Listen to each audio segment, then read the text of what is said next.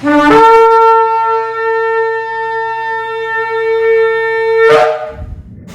Shalom, esta es la congregación 20 finales del sector Candelaria en Arecibo, en la carretera número 2.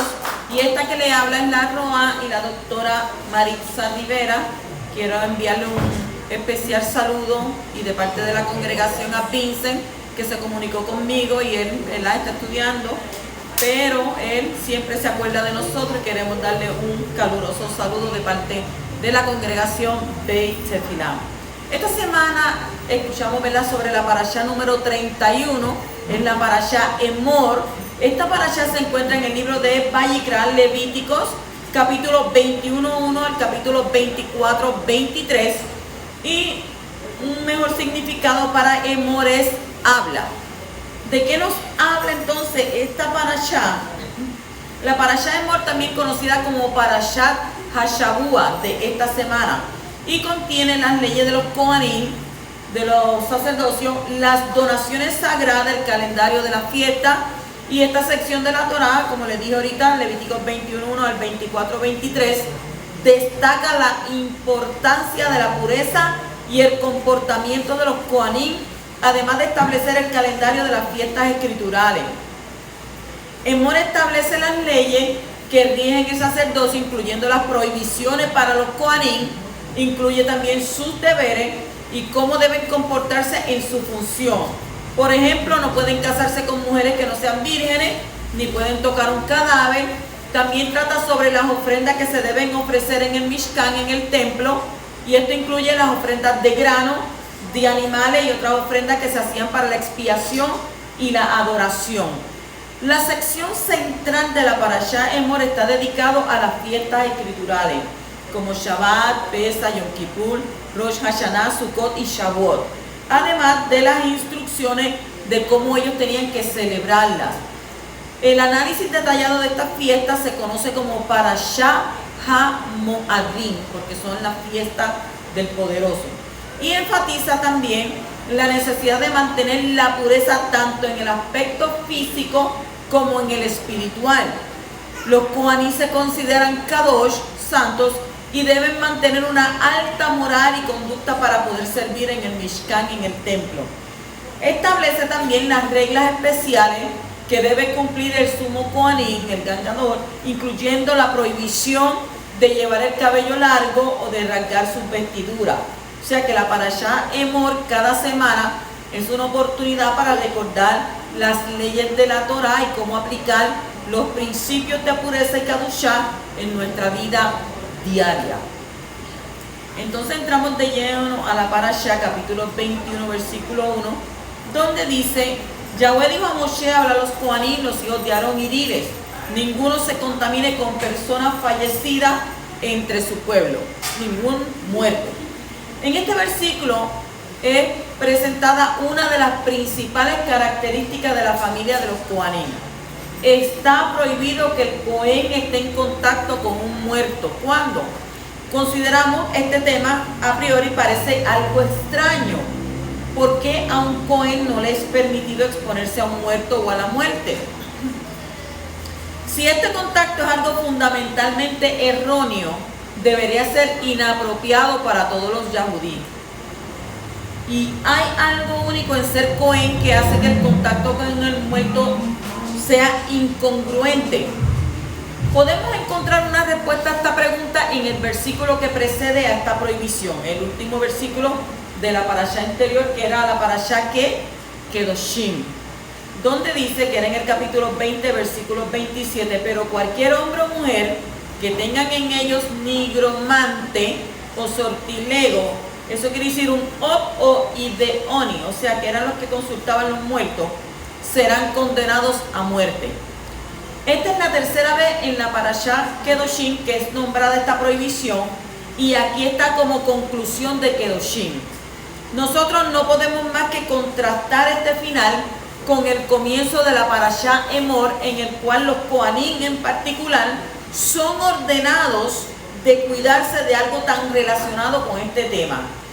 Y el contraste hace aún más agudo cuando nos damos cuenta que es la práctica de Ob y de Oni. No es una idea, Esto es lo que yo les dije al principio, que era que consultar con los muertos. En el libro de Devarim, en el capítulo 18, versículo 9 al 11, ahí las prohibiciones son repetidas nuevamente. Dice, cuando lleguen a la tierra que Yahweh te ha dado, no aprendan las prácticas abominables de aquellas naciones, ni practiquen o ideoni o intenten comunicarse con el muerto. Del contexto aprendemos que Od e Ideoni eran tipos de brujerías relacionadas con la comunicación con los muertos. Para que usted entienda, Od e Ideoni son tipos de brujerías relacionadas con la comunicación con los muertos.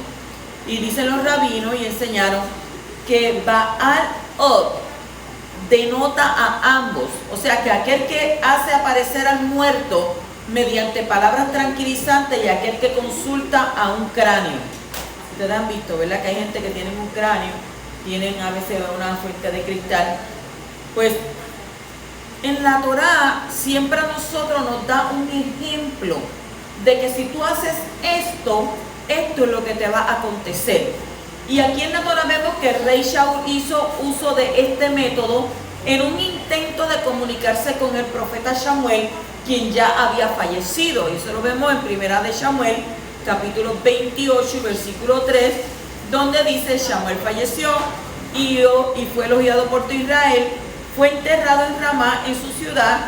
Shaul erradicó los Obot e Idionim de la tierra, o sea, todos aquellos que estaban haciendo brujería, consultando con muertos, levantando, él los erradicó. Pero luego el texto nos cuenta que los filisteos atacaron a Shaul y dice que él tuvo miedo.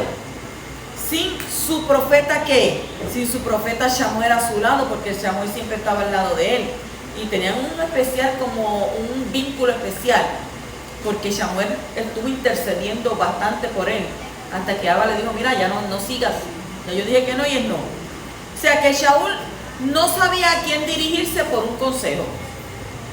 Pero cuando sus oraciones no fueron contestadas, dice la escritura que él se frustró. Si usted lo encuentra en Primera de Samuel 28, 7 al 17. Y en este pasaje tan inusual, el rey Shaul utilizó el servicio prohibido de una mediadora. Y dice que se comunicó con el muerto, violando claramente la Torá. Como castigo, ¿qué fue lo que le pasó a Shaul? Fue destituido de su trono. O sea que el versículo en Devarim, citado anteriormente, como estuvimos leyendo, Devarim 18, 9 al 13, dice, cuando llegues a la tierra que Yahweh te ha dado, no aprenda las prácticas abominables de aquellas naciones. ¿Qué pasó con Canaán? Yahweh le estaba dando al pueblo de Israel estas tierras porque ellos habían contaminado la tierra con estas prácticas. Por eso Abba le está diciendo, no aprendan estas prácticas abominables de aquellas naciones. Más le dice, ni practiquen o Idioni o intenten comunicarse con el muerto, puesto que, todas estas cosas son abominables ante Yahweh, y por causa de estas abominaciones Yahweh los expulsa de delante de ti. Y se completó también con Elohim. O sea que lo opuesto a estas prácticas es la temimut. Temimut es integridad, unicidad con Yahweh. La palabra tamim, o en singular tam, puede tener la connotación de inocencia, simpleza o integridad. Y las primeras dos definiciones frecuentemente llevan con ella un matiz negativo. O sea que aquí Yahweh pide al hombre que confíe completamente en él y así ser ¿qué? Uno con Abba Kadosh. La confusión, el temor, la neurosis llevan al hombre a buscar una guía y una certeza en lo oculto, porque si no encuentran en la luz, ellos se van a ir a ¿qué? A lo oculto para que alguien le diga. O sea que el arquetipo de tal comportamiento no es otro que el rey que Shaul, la enseñanza y el ejemplo que tenemos. O sea que Yahweh le pide al hombre que sea íntegro en su confianza, que tal confianza va más allá de lo terapéutico. O sea, una confianza total en Yahweh es algo que eleva espiritualmente, así como es algo psicológicamente reconfortante. La orden del Cohen es para reunir al hombre con Yahweh a través de los korbanot, que sirven para traer al hombre más cerca de Yahweh y a Yahweh más cerca del hombre. La función del Cohen es traer ¿qué? Shelemut, que dije yo que era Shelemut, integridad, un retorno al estado original perdido por Adán y Java.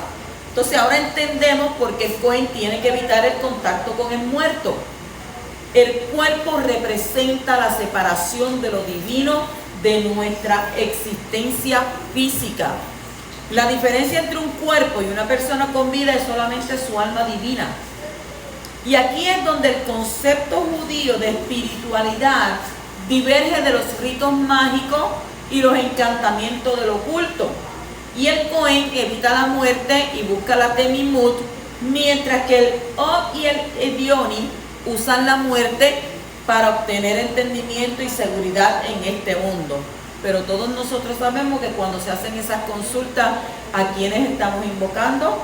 A los demonios.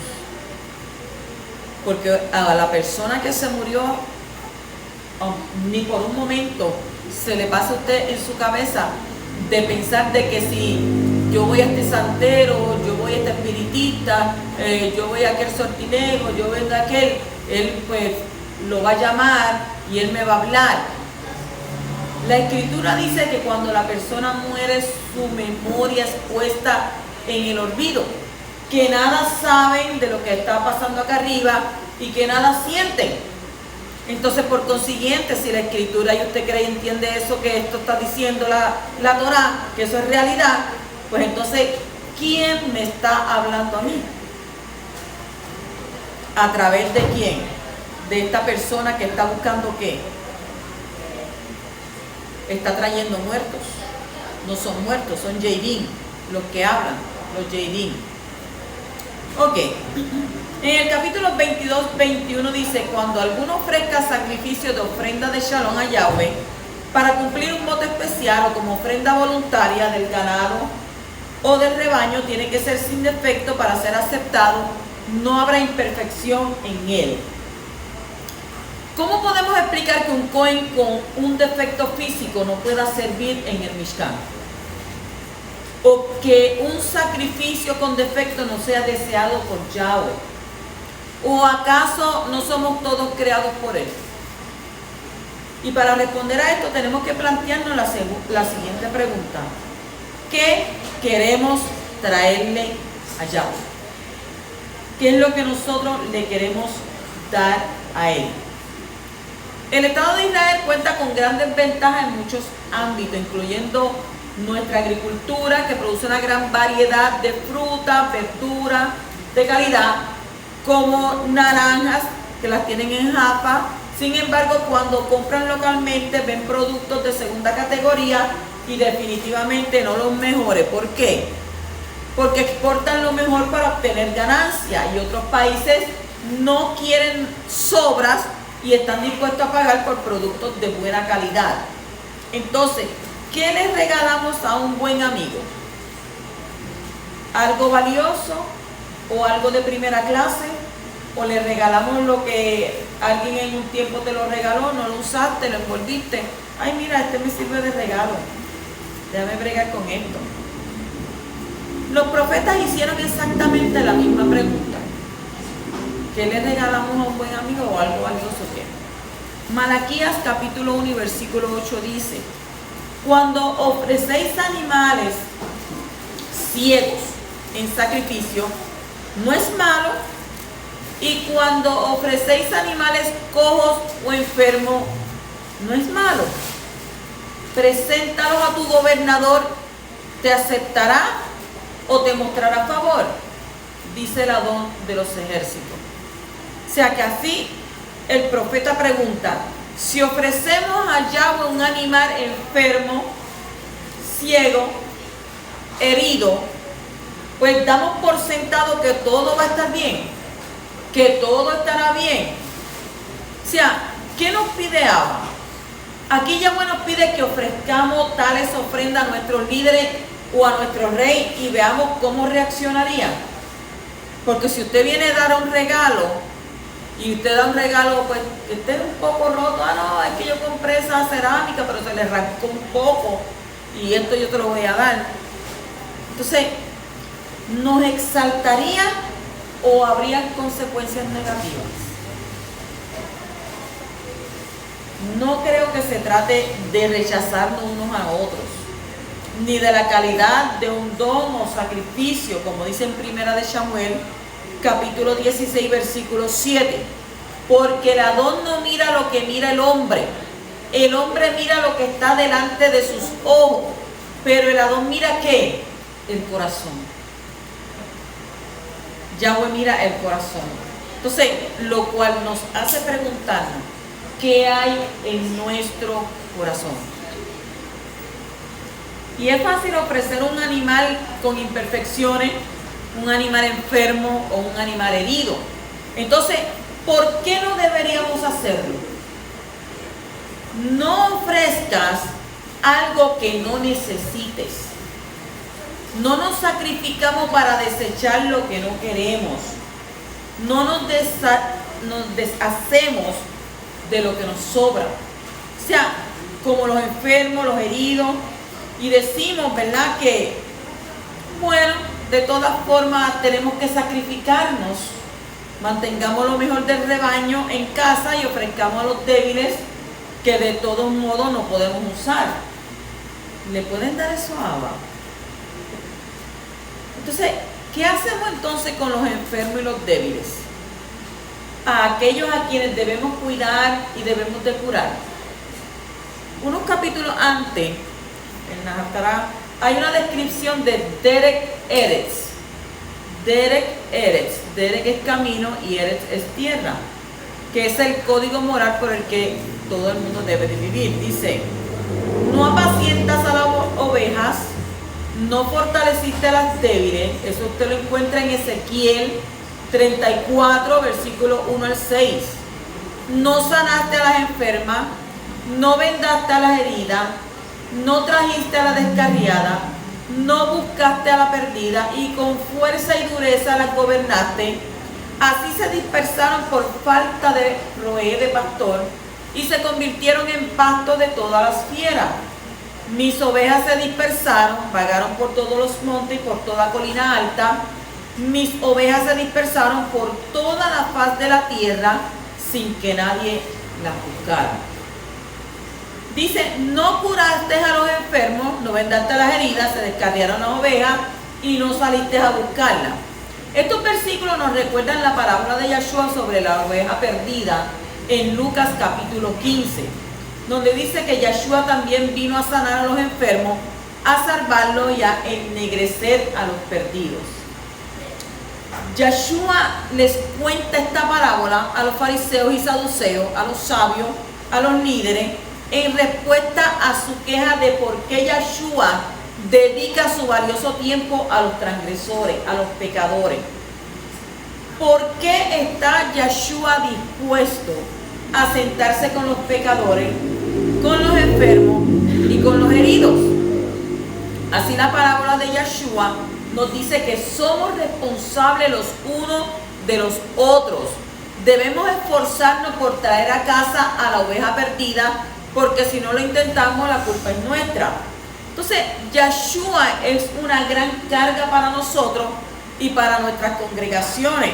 ¿Por qué? Porque en realidad la función de nuestras congregaciones no solamente brindar alimento espiritual a quienes asisten.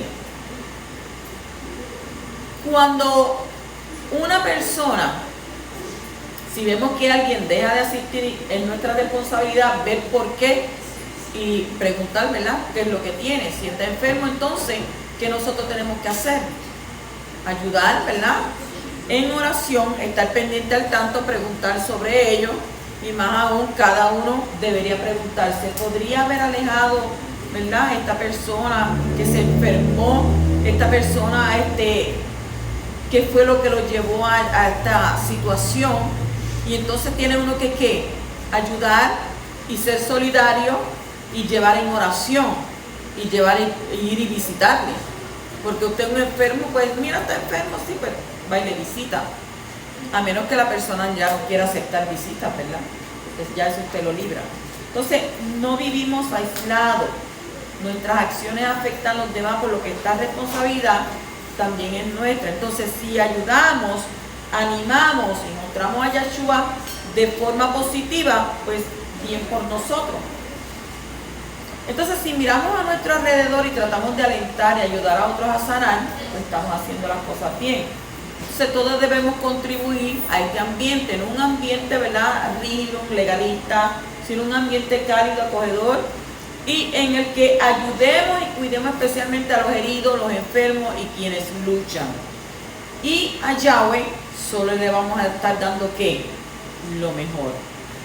Porque sabemos, ¿verdad?, que hay personas enfermas en medio de nosotros, y entonces nosotros nos tenemos que preocupar y clamar al poderoso. Pero también preguntarle a Abba, ¿verdad?, que haga como Él quiera. Porque la última palabra la tiene ¿quién? El poderoso. No nosotros. Nosotros toca clamar para que Abba tenga misericordia. Pero la última palabra la tiene Él. En el capítulo 23:3 dice: 6 días se trabajará, pero el séptimo día es Shabbat de reposo completo. Convocación de Kadushá, en que no haréis trabajo alguno, es Shabbat para Yahweh, donde quiera que habitéis. Nos dice, será de reposo. Literalmente será de descanso completo. O sea, un Shabbat de reposo será. El original hebreo hace notar que es un Shabbat, ¿qué? Un día de reposo solemne, un día especial.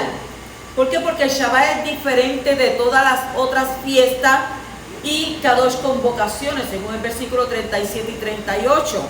Por cuanto el Shabbat se originó, miren cómo le estoy diciendo, el Shabbat se originó en la creación, en Bereshit, capítulo 2, versículo 1 al 3. Mientras que las fiestas y los Shabbat anuales se originaron para la nación israelita. ¿Ve la diferencia? En el principio con Abba, y luego las fiestas y los Shabbat con la nación israelita. O sea que el Shabbat del séptimo día fue hecho por causa del hombre, según Mordejai Marcos capítulo 2 versículo 27. Por lo tanto dice que es obligatorio para los hombres de todo tiempo. O sea que él forma parte de la Torah de Yahweh, de los 10 mandamientos, la constitución divina para este mundo, y puesto que fue instituido antes de que entrara el pecado. Usted sabe que el Shabbat está antes de que entrara el pecado. O sea que el Shabbat va a permanecer después que el pecado haya sido eliminado, según el libro de Yeshaya, Isaías, capítulo 22 y el 23. Cuando dice día de reposo es de Yahweh, no es de ningún líder. Esto equivale a decir, es el Shabbat de Yahweh, y muestra de quién es ese día. O sea, no es de ningún líder, no es de aquel, no es del otro, no, es el Shabbat de Yahweh. Entonces, si hubiese hablado del primer día de la semana como mi día Kadosh o Shabbat del Adón, no habría ninguna duda en cuanto a lo que él quería decir. En lugar de eso, Yahweh usa esas mismas expresiones para referirse al séptimo día. Es su día y debemos exaltar y adorar en su presencia, porque quien es el que convoca a que nos reunamos en este día y guardemos el Shabbat obligatorio es Yahweh Sebaot, el cual lo instituyó antes de que el hombre cayera. El 23:4 dice: estas son las fiestas señaladas por Yahweh, convocaciones de Kadoshá que vosotros proclamaréis en las fechas señaladas para ella. Las fiestas mayores son las que han sido ordenadas por la Torá y se encuentran en Levítico 23. En total hay 8 fiestas anuales mayores divididas en 2 grupos, 4 en cada grupo. Número 1 encontramos Pesach. La Pesach cae el 14 de Nisan. Todos los que seguimos el calendario hebreo, pues sabemos que la Pesach cae el 14 de Nisan. Y la Pesach no fue instituida hasta la liberación de Israel en Egipto. Usted lo encuentra en Shemot 12, versículos 14 y 27, que conmemoraba el poder salvador de Yahweh a favor de quién, a favor de Israel, y en esa ocasión, una ocasión histórica, y era por lo tanto para ellos Pesach de Yahweh. O sea que el sacrificio de la Pesach se distingue por cuanto Yahweh lo llama mi sacrificio. Eso se encuentra en Éxodo, Shemot 23, versículos 18 y capítulo 34 y 25. Número 2 dice Hag Hamatzot. Hag Hamatzot es la fiesta de los panes ácidos. O sea, eso está el 15 al 21 de Nisan, el día de Nisan. La fiesta solemne de los panes sin levadura. Y esta fiesta está íntimamente relacionada con la Pesach, sin embargo, independiente de ella. ¿Por qué? Porque se celebraba la fiesta de los panes sin levadura, y en la práctica se consideraban las dos fiestas como una, porque usted sabe que hacemos Pesach en la tarde e inmediatamente que cae la fiesta de los panes sin levadura. Por eso pues se consideraba como una, y los nombres se usan a menudo en forma equivalente. Sin embargo, su propósito era un tanto diferente. ¿Por qué? Porque la Pesach simbolizaba la liberación, según el libro de Shemot 12:13, y el pan, el lejen sin levadura, recordaba la presteza con que Israel salió de Misrayim, de Egipto. Shemot 12, 33 y 39, y Devarim 16:3.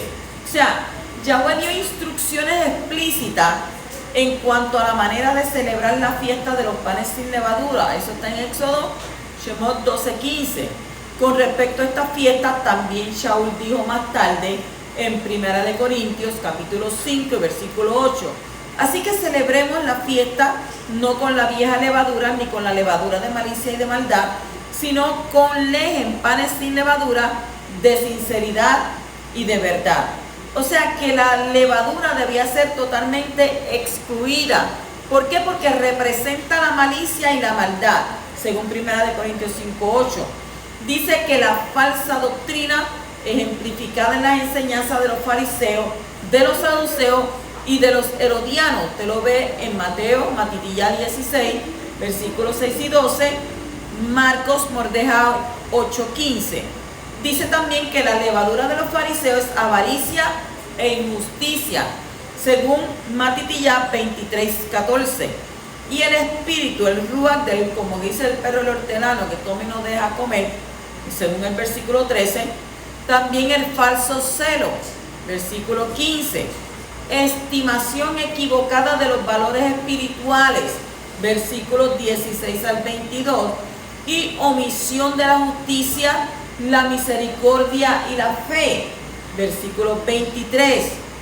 La vana minuciosidad, versículo 24. Hipocresía, versículos 25 y 28. Intolerancia, versículos 29 y 33. Y crueldad, versículos 34 y 36. O sea que la levadura de los herodianos es lisonja, mundanalidad e hipocresía. Si usted lo ve en el versículo 16 al 21, y maquinaciones malignas en contra de los representantes de Yahweh. Marcos, Mordejai 3 al 6.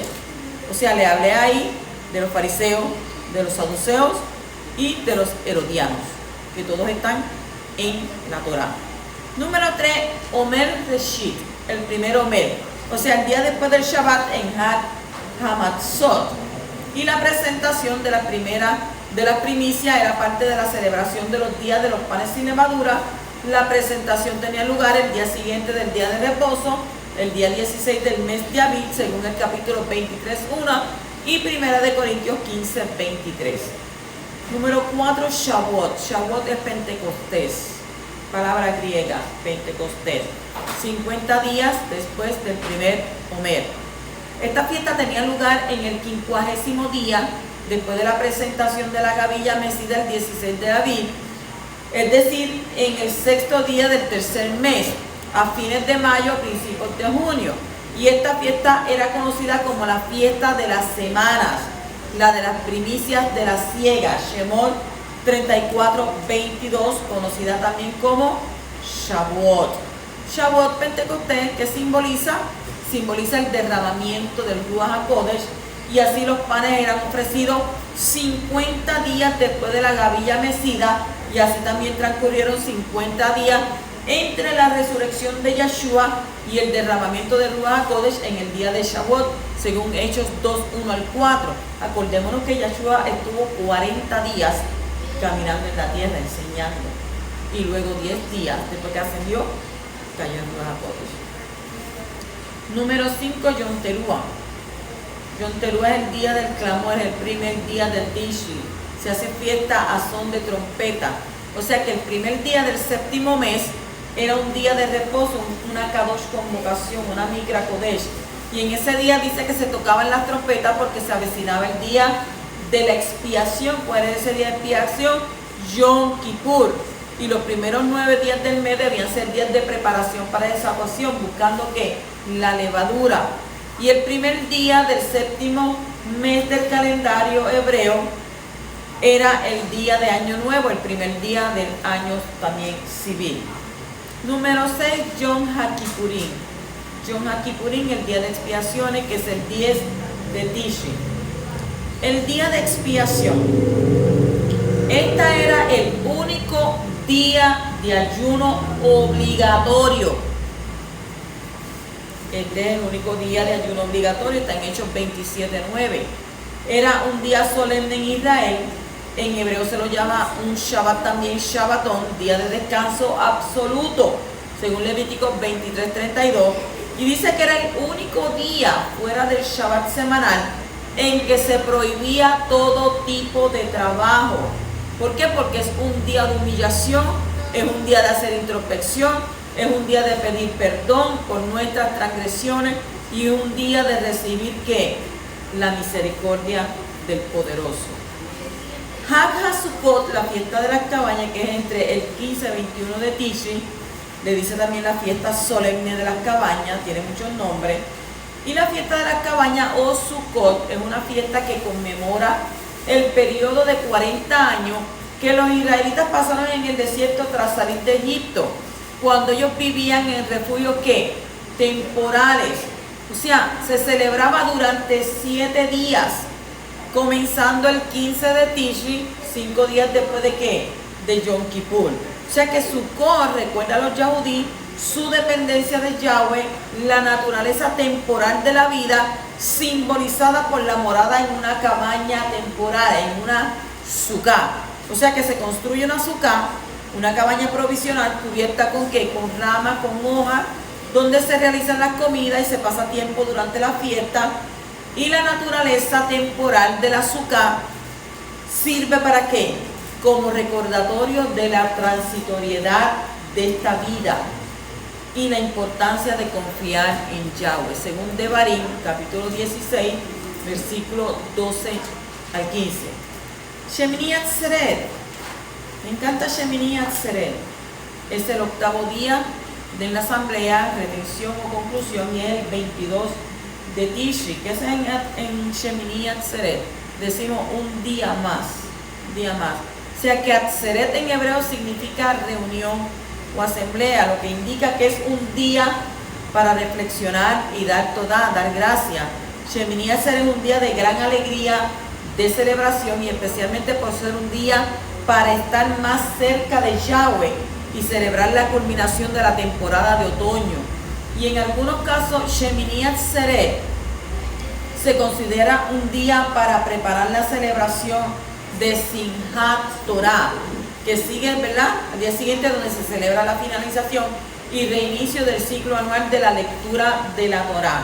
Estamos celebrando esto, pero en la tarde cae ¿qué? Simchat Torah. Entonces, no está permitido hacer ningún tipo de trabajo durante este día, ya que es considerado como un día de fiesta, un Yom Tov, y esto aparece en Levíticos capítulo 23 y versículo 36.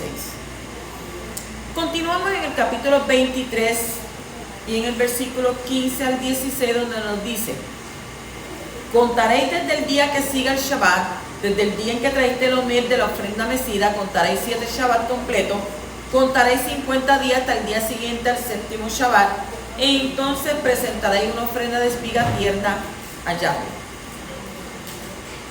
En tiempos del segundo templo, en cuanto a la manera de contar el omer, los fariseos interpretaron que la primera palabra Shabbat en este texto se está refiriendo al primer Shabbat de la fiesta de Hag Hamatzot, que es la de panes ácimos, que cae el 15 de Nisan cada año, según Levítico 23, versículos 6 al 7. También interpretaron que la segunda y tercera palabra Shabbat de este texto significan semana, que es uno de los significados de la palabra Shabbat. La traducción farisea del texto sería entonces de esta manera: contaréis desde el día que sigue el Shabbat, o sea, de la fiesta, desde el día que trajiste el omer de la ofrenda mecida, contaréis 7 semanas completas, contaréis 50 días hasta el día siguiente a la séptima semana, e entonces presentaréis una ofrenda de espiga tierna a Yahweh. Por lo tanto, el omer se cuenta según la tradición farisea. Beit Tefilá la cuenta según la tradición farisea, desde el día 16 de Nisan cada año. O sea, de esta manera, Shavuot, Pentecostés, siempre coincide con el 6 de Sivan cada año.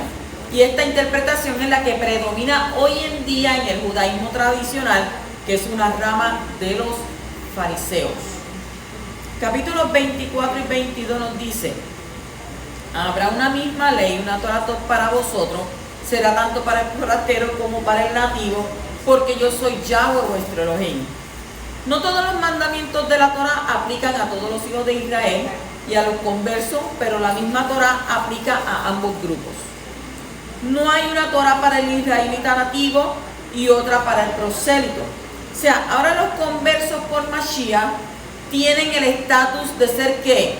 Hijos de Elohim, el mismo estatus que un Yahudí que ha sido regenerado en su Rúa por medio de ¿quién? De Yeshua HaMashiach. Sin embargo, hay mandamientos que aplican sobre el Yahudí nativo que no aplican sobre los convertidos por el Mashiach. O sea que hay mucha enseñanza sobre esto en las cartas del Shaliach Shaul para los ex gentiles que han sido convertidos al Elohim de Israel por medio de Yeshua HaMashiach.